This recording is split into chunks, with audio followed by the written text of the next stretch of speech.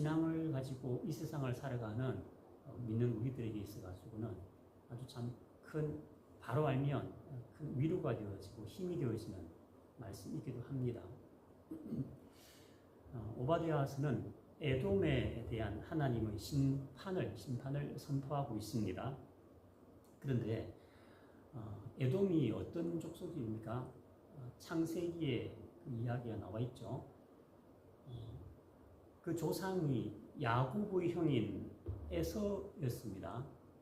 이 사실을 감안한다면 하나님이 이 야곱의 형 족속을, 우리 따지면 형제국이라고 볼 수 있는데 형제국을 심판하겠다고 말씀하신다는 겁니다. 요나서에 보면 이방 족속인 니느웨조차도 하나님께서는 품으시려고 애를 쓰시는 것을 우리가 잘 알고 있을 것입니다. 더욱이 이 에서가 장자권을 잃음으로써 이미 끝난 일인데 천수백 년씩이나 지나서 후손들마저 하나님의 심판을 받는다고 하니까 너무나도 지나치기까지 한 그런 일로 여겨질 수가 있습니다. 그렇다면 이 시간에 우리가 생각해 보고자 하는 것은 이 문제입니다. 하나님은 1절과 2절에 보면 이렇게 시작하고 있죠. 하나님은 천사를 여러 나라에 보내셔서 에돔과 싸우러 가자라고 말씀하십니다. 그리고 그 결과 에돔은 아주 보잘것없게 되어서 여러 나라로부터 멸시를 받게 될 것이라고 하시는데, 이 에돔이 그러면 심판받는 이유는 무엇이겠느냐 하는 것이죠. 이 문제를 우리가 본문에 근거해서 세 가지로 나눠 생각해 보고자 합니다. 본문에는 먼저 3절과 4절에 그들의 극심한 교만을 지적하고 있습니다. 이해를 돕기 위해 가지고 7월 마지막 주 설교 때 교만이 무엇인지에 대해서 그때 잠깐 언급했던 기억이 납니다. 하나님을 믿지 않는 사람들은 결국에는 교만으로 흐를 수밖에 없다는 그러한 취지로 말씀을 드렸죠. 왜냐니까 하나님을 안 믿으니까 하나님 이외의 것들, 대표적인 자기 자신을 믿는다든지, 그리고 자기 자신이 이때까지 살아왔던 삶의 근거가 되지는 돈이라든지 권력이라든지 기타 여러 가지 일을 마치 최고인 양을 그렇게 여기고 살아가니까 당연히 그것이 하나님을 대신하는 우상이 될 수 있다는 거고, 또 그것을 성경에서는 자기 힘으로 살아가려고 하니까 그 교만이다. 남들을 짓누르고 살아가야 되니까 자기가 최고인 양 살아가니까 그 교만이다. 이렇게 설명했던 기억이 납니다. 마찬가지로 에돔도 이런 형태로 표현해가지고 교만하다라고 하나님께서 말씀하십니다. 왜 이 사람들이 그러면 교만한 상황에 갔겠는가 하는 것이, 이들이 그 하는 곳이 해발 1500m 높이에 있는 험준한 바위산에 거하는 민족으로 이렇게 표현하고 있습니다. 한번 생각해 보십시다. 우리가 등산을 목적으로 산을 오르는 것도 보면 보통 잘 걷는다 할지라도 한 700~800m 정도면 올라가더라도 쉽지 않은 그런 일인데, 그거 한 2배 되는 경우에 따라서는 사람들에 따라서는 300~400m도 올라가기 힘든 그런 분들을 감안한다면 서너 배까지 될 수 있는 그 높이에 거하는 사람들입니다. 그러니까 그 일반 등산이 아니고 군사적인 목적을 가지고 이렇게 무기라든지 기타 이렇게 보호품이나 이런 것들을 챙겨가지고 올라간다는 것은 여간 힘든 일이 아니겠죠. 그래서 이 사람들이 누가 나를 땅에 끌어내리겠느냐, 이렇게 스스로를 이렇게 자만해가지고 표현하는 것을 언급하고 있습니다. 하나님께서도 그들이 그러한 지형적인 특징을 가리켜가지고 표현을 하신 표현하십니다. 멸망을 선고하는 데 있어가지고 뭐라고 말씀하시냐니까 독수리처럼 높이 오르며 이렇게 표현하고 있거든요. 독수리가 천하무적 아닙니까?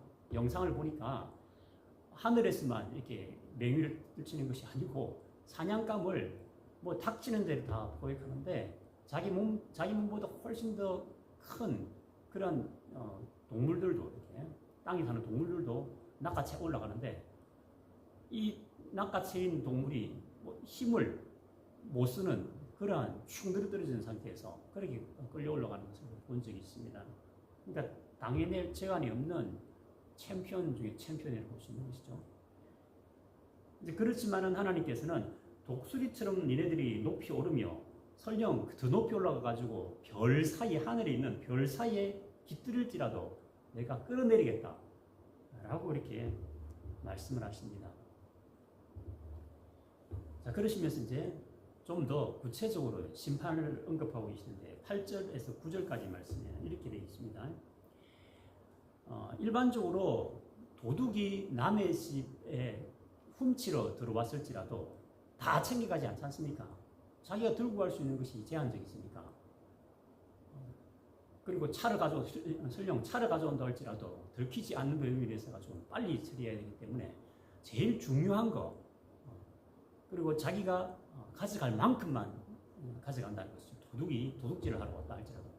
또 그리고 거기도 그렇게 예를 들면서 또 하나는 또 추수권의 예를 들죠. 이게 추수할 때 있어가지고 율법에도 그렇게 표현되어 있지 않습니까? 밭 끝까지 다 추수하지 못하도록 합니다. 밭 변두리에 있는 밭 가쪽에 있는 그거는 일부러 남겨두라고 이야기하시죠. 왜냐하면 그때 당시에 사회적인 약자들, 그러니까 뭐 대표적인 가난한 사람들이죠.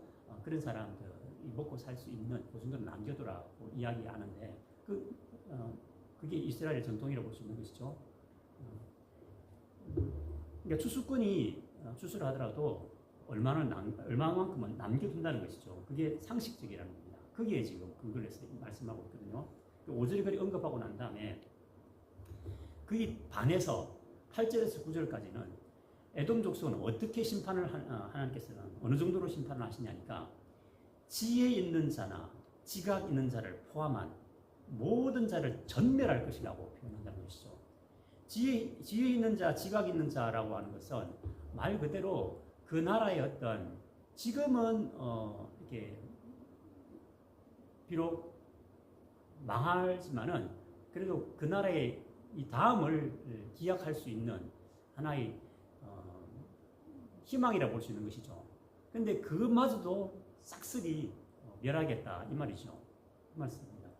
대체적으로 일반 침략자들이 와가지고 유다를 침략한 바벨론도 그렇게 했지 않습니까?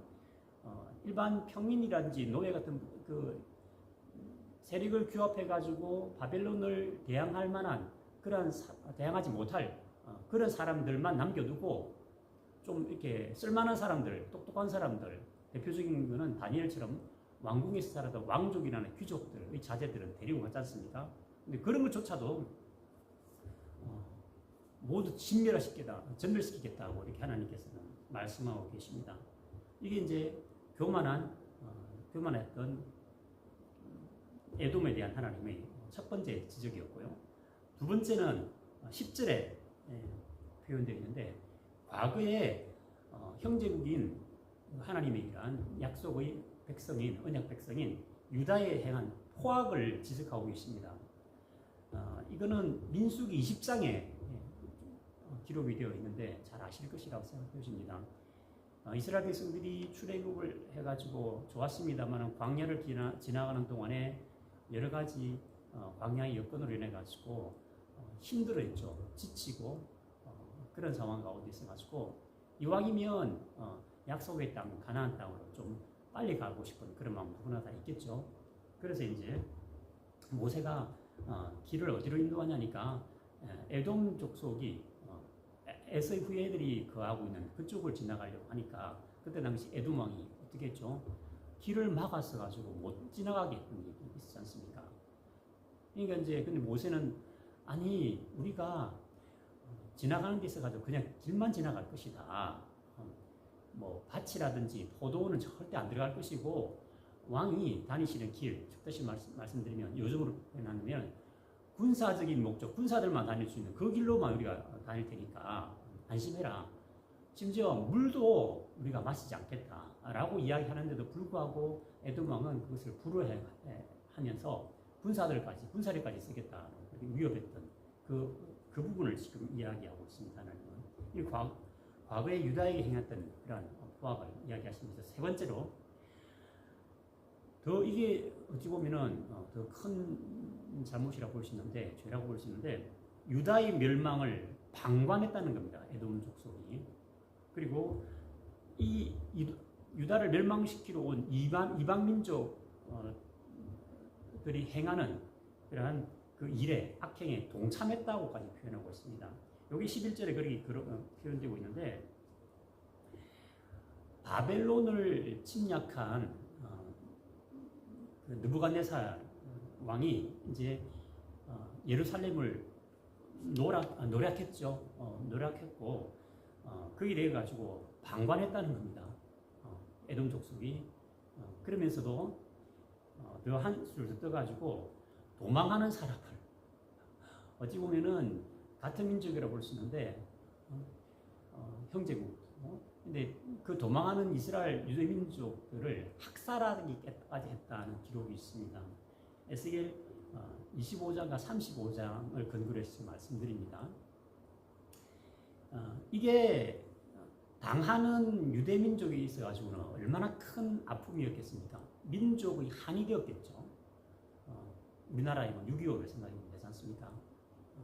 민족의 한이 되었습니다. 그것이 어디에 나타나냐면 시편 137편 7절에 언급되고 있는데 137편은 지난주에 수요 새벽기도 시간에 언급했던 부분들이죠.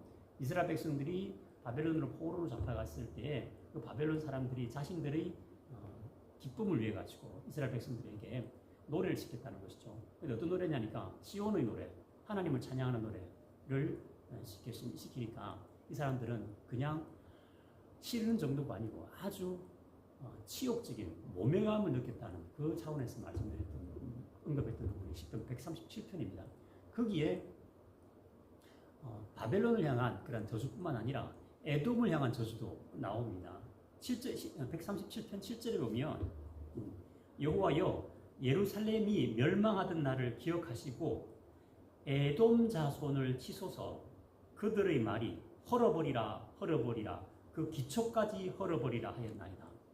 그러니까 같은 형제국인 유대 민족이 이방의 침략을 받아가지고 멸망하는 상황 가운데서 가지고 엄청난 저주를 쏟아부었던 것을 회상하면서 하나님의 신원하심을 간구하는 그 내용이 시편 137편 7절에 언급되고 있습니다.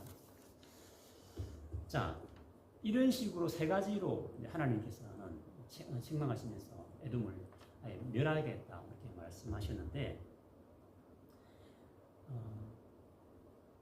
이스라엘 백성들이 그러한 이 세상에 있어 가지고 어느 누구에게도 이렇게 도움을 받지 못하고 에돔 족속 형제국인 에돔 족속으로부터 이렇게 심한 저주를 받았지만 그리고 실제로 망했죠. 그렇지만은 결국에는 에돔 족속한테 그렇게 말했죠. 니네들이 그렇게 아무리 악랄하게 그렇게 한다 할지라도 너무 지나치게 그렇게 한다 할지라도 결국에는 하나님의 백성은 하나님의 은혜로 구원받는다, 건진받는다는 사실이 마지막 17절과 18절에서 언급하고 있습니다. 바벨론의 침략 때 에돔은 우리가 살펴봤던 것처럼 이스라엘이 끝이라고 여기면서 바벨론 편에서 서가지고 만행을 저질렀습니다. 그렇지만은 이스라엘은 불꽃처럼 되살아나고 정작 에돔은 그 불에 살라져서 재가 될 것이라고 17절과 18절에 언급하고 있죠. 그리고 결국에는 그 끝은 어디입니까? 하나님의 나라가 성취될 것이라고 21절에 끝을 맺고 있습니다. 세상이 아무리 대적한다 할지라도 하나님의 뜻은 반드시 이루어진다는 사실을 우리가 다시 한번 더 확인할 수 있는 오바댜서지요. 말씀을 맺겠습니다. 주의 백성이 우리도 포함이죠. 주의 백성이 오늘날도 수없이 억눌림과 죽임과 그리고 쓰러지면서 살아가고 있습니다. 세계 도처에 널려있죠. 그 소식도 듣지 않습니까? 그리고 우리도 개인적인 문제는 제가 잘 알지 못하지만은 눈만 뜨고 바깥에 나가기만 하더라도 영적 전쟁이 치열한 그러한 세상을 살아가고 있는 것이 엄연한 현실입니다. 하지만은 결국에는 오늘 본문을 근거로 생각해 본다면 주의 은혜로 그리고 주 안에서 승리하게 될 것이라는 것을 우리가 확인할 수가 있습니다. 이 승리함을 통해 가지고 온 하늘과 온 땅이 주님께 속하게 될 것이고 이걸 바라보는 것이 결국엔 신앙이 아닌가 생각합니다. 아무쪼록 어떤 상황에서든지 그리고 이 신앙으로 오늘 하루를 승리하며 살아내시기를 주님의 이름으로 축복합니다. 함께 기도하겠습니다.